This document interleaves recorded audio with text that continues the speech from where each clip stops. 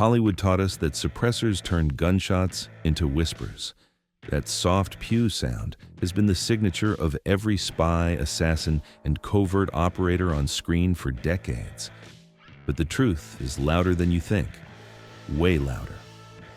If you love myth-busting movie gun breakdowns, hit subscribe so you do not miss the next one. Suppressors in movies are one of cinema's biggest firearm myths. Today, we break down how they actually work, how loud they really are, and why Hollywood keeps lying to you about them. By the end of this video, you will never watch an action movie the same way again. So where did suppressors even come from? The story starts way back in 1902 with an American inventor named Hiram Percy Maxim. This guy was already working on automobile mufflers when he realized the same basic idea could work on firearms.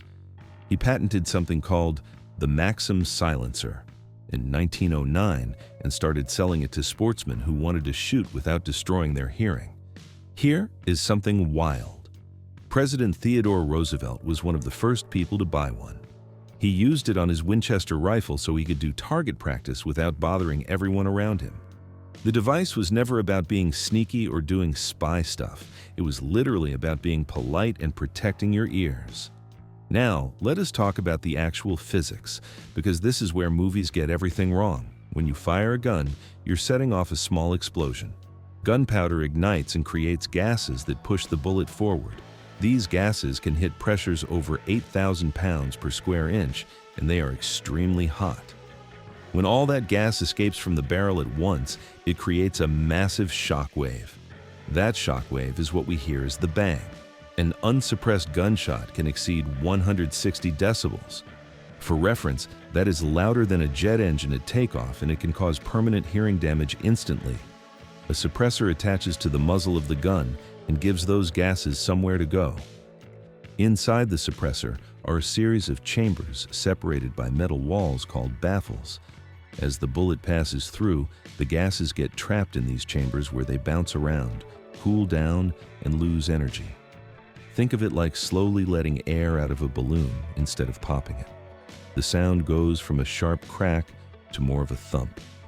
But here is the key part. It is still loud. A suppressed gunshot typically comes in around 120 to 140 decibels. That is about as loud as a chainsaw or a jackhammer. Quieter than before, absolutely. Silent like in the movies, absolutely not. There is another thing movies never mention: the supersonic crack. Most bullets travel faster than the speed of sound, which is around 1,100 feet per second. When something breaks the sound barrier, it creates its own mini-sonic boom. A suppressor cannot do anything about that. The bullet is already out of the barrel making its own noise. The only way to eliminate that crack is to use subsonic ammunition, which travels slower than sound. But subsonic ammo has less power and range, so it is a trade-off that movies simply ignore. Now, let us clear up the legal stuff, because there are tons of myths here too.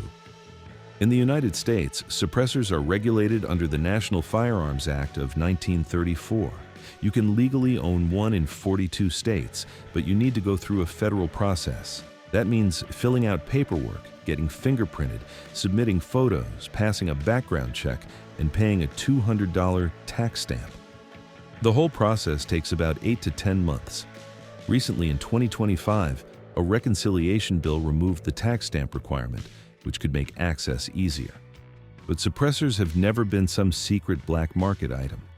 They are legal for regular citizens in most of the country, and they are primarily used for hunting and sport shooting.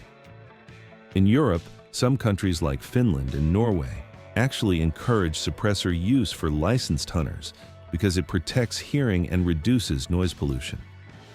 So why did Hollywood turn suppressors into spy gadgets? Simple. It makes for better storytelling. A silent weapon lets your character sneak through a building, taking out guards one by one. It creates tension, it looks professional and deadly. The quiet pew sound became shorthand for we are dealing with a serious operator here. But that sound is completely fake.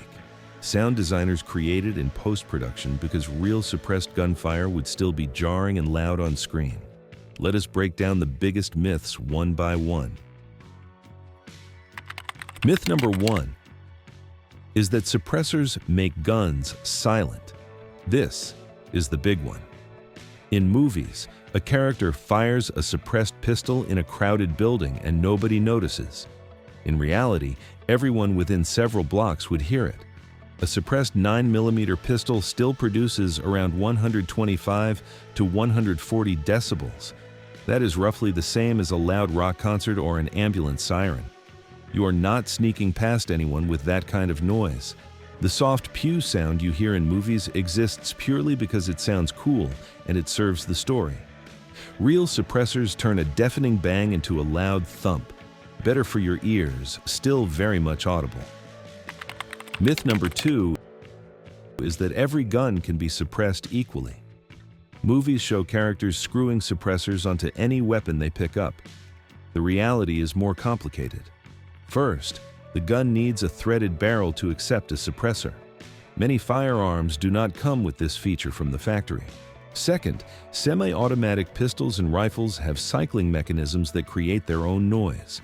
The slide slamming back and forth, the bolt carrier moving, the action ejecting a spent casing. All of that makes sound that a suppressor cannot touch. Some guns actually get louder in certain ways when suppressed because increased back pressure affects how the action cycles. You might get more gas blowing back into your face, more fouling in the mechanism, and potential reliability issues. Hollywood never shows a suppressed gun jamming or malfunctioning, but it happens in real life. Myth number 3 is that assassins use suppressors the most. Movies have permanently linked suppressors with professional killers. The reality is completely different. The vast majority of suppressor owners are sport shooters and hunters. Suppressors are legal for hunting in 40 states, and they serve a practical purpose. Hunters can protect their hearing without wearing earplugs that block out important sounds in the environment. Sport shooters use them to reduce noise complaints at ranges, especially in areas near residential neighborhoods. Studies from organizations like the Congressional Sportsmen's Foundation show no evidence linking suppressors to increased criminal activity. The whole assassin association comes purely from fictional storytelling. Myth number 4 is that suppressors eliminate muzzle flash. When a gun fires, some of that explosive gas ignites as it exits the barrel, creating a visible flash. Movies often digitally remove this entirely on suppressed weapons to complete the stealth illusion. In reality, suppressors reduce muzzle flash significantly, but they do not eliminate it completely. In low light conditions, you would still see something. This actually matters for real-world users because reduced flash helps preserve night vision when shooting in darkness. But the idea that you can fire a suppressed weapon and produce zero visible signature is another Hollywood invention. Myth number 5 is that suppressors shrink recoil to zero. Watch any movie where someone fires a suppressed weapon and they barely seem to notice. The gun stays perfectly still, no movement, no kick. This is misleading. Suppressors do affect recoil. They add weight to the front of the gun, which helps with muzzle rise, and the gas baffling system spreads out the recoil impulse over a slightly longer time. Shooters report about 15 to 30% reduction in felt recoil. That is noticeable and helpful, especially for new shooters. But it is not elimination. Part of why movie actors look so steady is because they are often firing blanks, which produce way less force than actual ammunition. Real suppressed gunfire still kicks. Comment myths if you want more Hollywood gun lies exposed. It helps push the series forward. Now, let us talk about how movies use suppressors as storytelling tools. Suppressors have become visual shorthand in cinema. When a character pulls out a suppressed weapon, the audience immediately understands certain things about them. They are a professional. They are operating covertly. They mean business. This works across genres and character types. Villains use suppressed weapons to show they are cold and calculated. A henchman with a suppressed pistol reads differently than one with a loud revolver. The suppressor suggests planning, stealth, and a certain clinical approach to violence. It makes the threat feel more personal and intimate. Heroes use them too, but usually in espionage contexts. the suppressor becomes part of the spy fantasy, connected to gadgets, tailored suits, and exotic locations. James Bond and his Walther PPK with a suppressor is one of the most iconic images in film history. The suppressor there signals that this is a different kind of action hero. He operates in shadows, not in open gunfights. The cool factor plays a huge role too. Suppressors look interesting on screen. They change the silhouette of a weapon in a way that catches the eye. Sound designers can play with unique audio signatures that make suppressed shots distinctive. All of this works despite being technically inaccurate because movies are about emotional truth, not literal truth. Let us look at some specific films and how they handle suppressors. In the John Wick franchise, suppressed gunfire is everywhere. There's a famous sequence where characters exchange suppressed fire in a crowded public space and nobody reacts. This is pure fantasy. Those shots would be around 130 to 135 decibels, absolutely noticeable to everyone nearby. But the scene works because it heightens the surreal underworld atmosphere the films create. The James Bond series has been using quiet spy pistols since the beginning. Bond's Walther PPK, or later his Walther P99, often appears with a suppressor for assassination missions. The audio is always that soft movie pew that has become the standard. What Bond films get right is the general concept that suppressors are tools professionals use, even if the sound levels are completely wrong. The Bourne franchise takes a grittier approach, but still uses the quiet suppressor trope during covert sequences. Hitman adaptations lean heavily into suppressors as part of the assassin toolkit. In almost every case, the sound is dramatically quieter than reality, and the flash is completely eliminated. Television procedurals and streaming shows continue these traditions. Whenever a character needs to look tactical or stealthy, the suppressor comes out. The visual language is so established now that audiences expect it.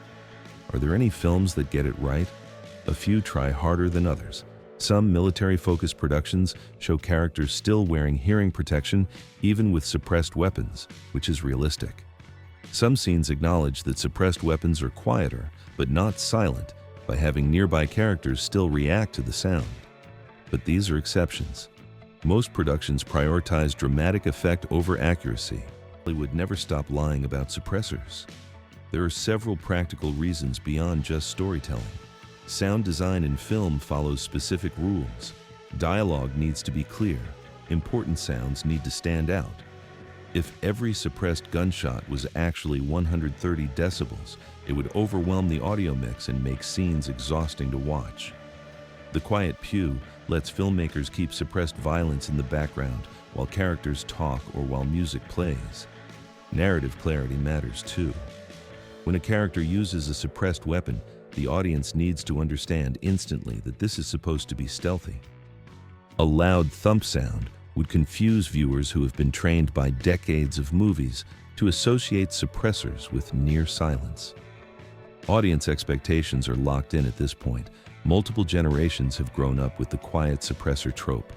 Changing it now would feel wrong to most viewers, even if it would be more accurate. Films that try realistic sound often get criticized for getting it wrong because the fake version has become what people think is real. There are also practical concerns with ratings and sound mixing. Constant loud gunfire affects how a film gets rated and how it plays in theaters. Quieter options give filmmakers more flexibility. Here is the real truth about suppressors. They were invented for hearing protection and politeness. They reduce noise by 20 to 40 decibels, bringing dangerous sound levels down to merely very loud levels. They are legal in most American states with proper paperwork. They are used primarily by hunters and sport shooters. They do not make guns silent. They do not eliminate muzzle flash entirely, and they do not turn every shooter into a ghost. Hollywood will keep using the quiet pew because it serves their stories. But now you know the difference between movie magic and mechanical reality. Suppressors do not make guns silent. We are primetime, real caliber. For more breakdowns in our Hollywood Gun Myth series, hit like and subscribe and tell us in the comments which myth we should debunk next.